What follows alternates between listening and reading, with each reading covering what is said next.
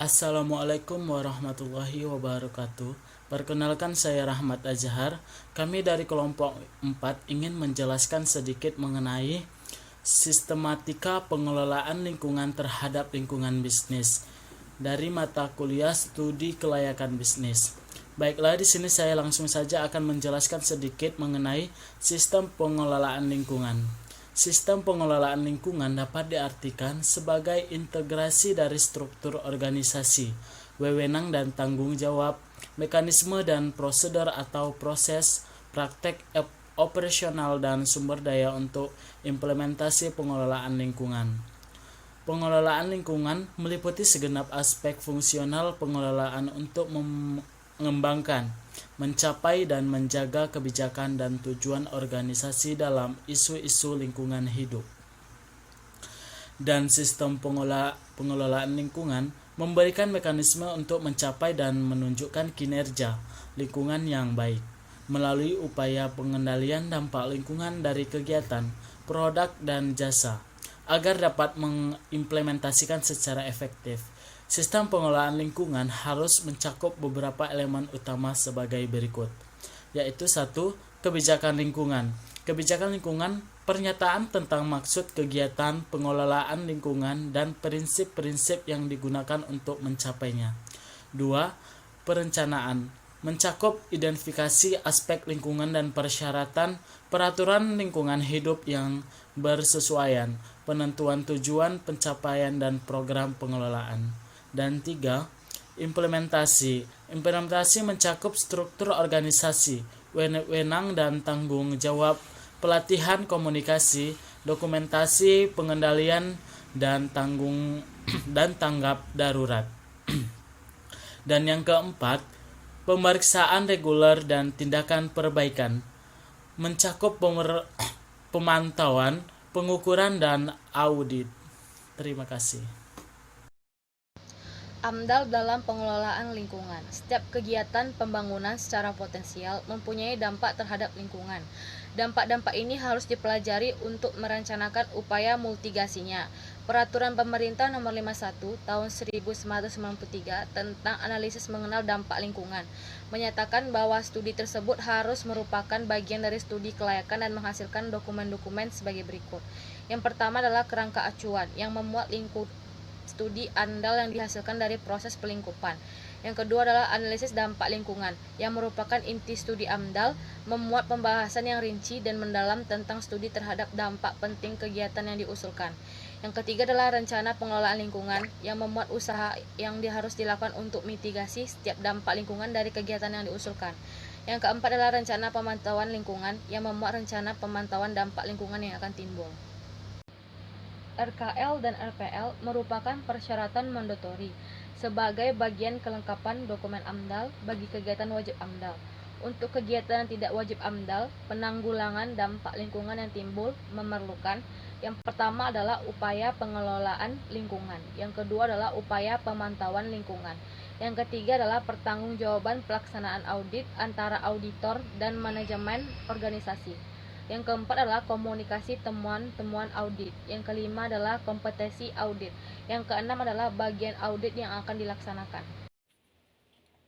Adapun produksi bersih dalam pengelolaan lingkungan, berdasarkan pengalaman pelaksanaan upaya pengendalian dampak lingkungan selama ini, ada beberapa pokok penting yang harus kita ketahui. Yang pertama yaitu produksi limbah terus meningkat, dan yang kedua karakteristik limbah semakin kompleks sehingga limbah semakin sulit untuk diolah. Kemudian biaya pengelolaan dan pembangunan limbah semakin mahal. Dan selanjutnya mengelola limbah ternyata lebih mahal daripada mencegah terbentuknya limbah. Dan pengelolaan limbah hanya memindahkan limbah dari satu media ke media lainnya. Yang terakhir itu pencemaran lingkungan terus berlanjut. Kemudian keuntungan yang didapat melalui penerapan produksi bersih, di mana yang pertama sebagai pedoman bagi perbaikan produk dan proses. kemudian penghematan bahan baku dan energi yang sekaligus pengurangan ongkos produksi persatuan produk, meningkatkan daya saing melalui penggunaan teknologi baru atau perbaikan teknologi. Dan ada juga pengurangan kebutuhan bagi penataan baku mutu dan peraturan yang lebih banyak. Yang kemudian perbaikan citra perusahaan di mata masyarakat. Dan yang terakhir itu pengurangan biaya secara nyata sebagai alternatif solusi pengelolaan ujung pipa yang mahal.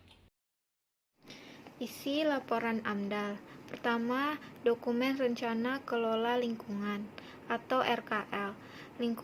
Lingkup rencana pengelolaan lingkungan merupakan dokumen yang memuat upaya-upaya mencegah, mengendalikan, dan mengulangi dampak penting lingkungan yang bersifat negatif dan meningkatkan dampak positif sebagai akibat dari suatu rencana usaha atau kegiatan.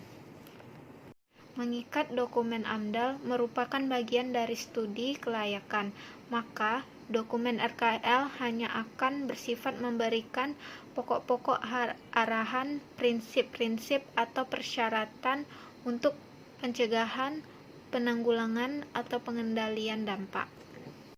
Komponen yang harus diperhatikan oleh pimpinan dalam proses komunikasi. Pertama, pengirim berita atau komunikator pihak yang menyampaikan. Kedua, perintah, laporan, dan sasaran.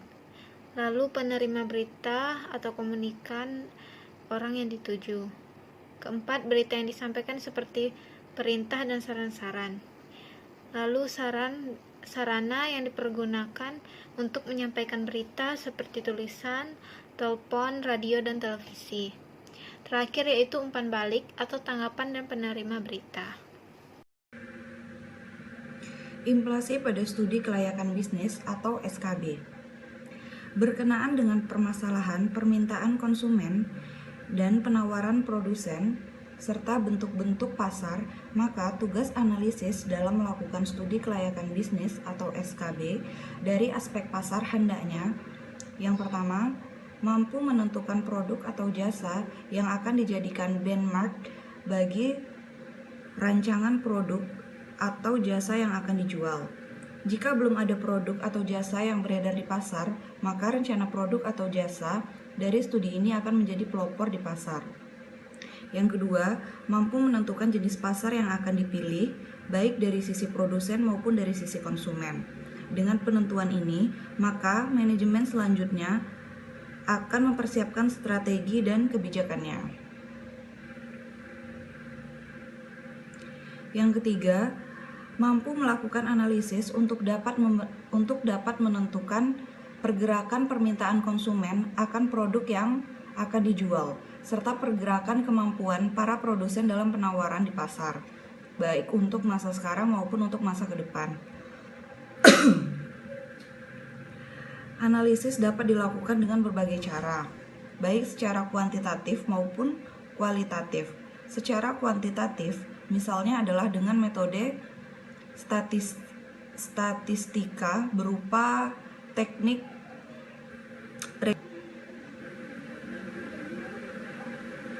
dalam penentuan pergerakan permintaan konsumennya di atas. Hendaknya informasi mengenai produk lifestyle dari produk sejenis dapat dibuat karena dengan diketahui bahwa produk berada pada posisi PLC-nya, maka perusahaan dapat melakukan strategi yang tepat. Terima kasih.